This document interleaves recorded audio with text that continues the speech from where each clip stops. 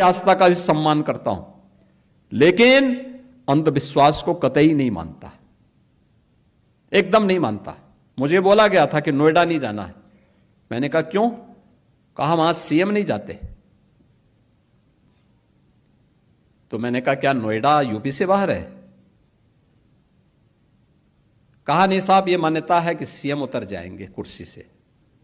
तो हमने कहा भी कुर्सी से तो एक दिन कुर्सी को जाना ही है, तो कुर्सी के मोह में हम क्यों पड़े? मैं जाऊंगा वहां जरूर। और मैं गया था, वहां पे। जब मैं गया तो मैंने देखा क्यों ये लोग बोलते थे, तो पता लगा वहां 4 लाख मामले बिल्डर और बायर्स के।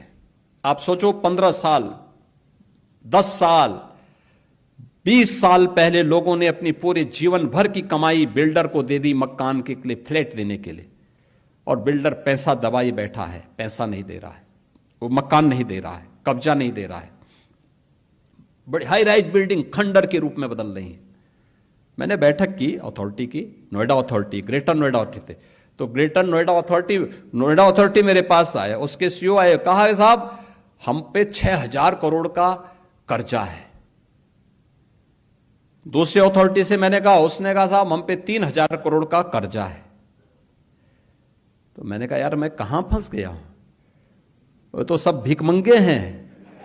अब इन भिखमंगों से मैं बोलूं कि तुम इन 4 लाख लोगों को मकान दो, तो मैं फंस गया वहां पे। मैंने कहा ये मेरी स्थिति बड़ी अजीब सी है।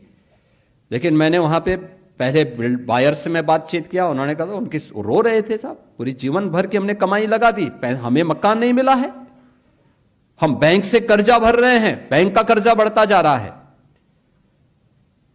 मैं बिल्डर के साथ मिला तो बिल्डर अलग से रोए, कहते हैं साहब हमने पैसा लगाया, लेकिन उस समय की सरकारों ने हमें पूरी तरह निचोड़ दिया है, हमारी सामर्थ्य नहीं है। मैंने कहा सामर्थ्य हो न हो, इन गरीबों को मकान तो देना ही पड़ेगा आपको, इन 4 लाख लोगों को मकान देना पड़ेगा। आप दीजिए, मैं पॉलिसी बनाने की तैयारी कर रहा हूं, लेकिन आप पहले मकान दीजिए।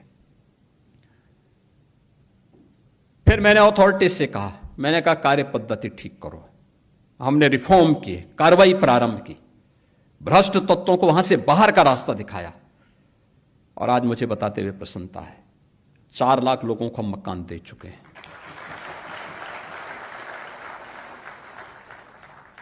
जो अथॉरिटी मेरे सामने कहती थी कि हमारे पास पैसा नहीं, हम तो कर्ज में हैं, आज उसके पास 6,000 करोड़ का सरप्लस है।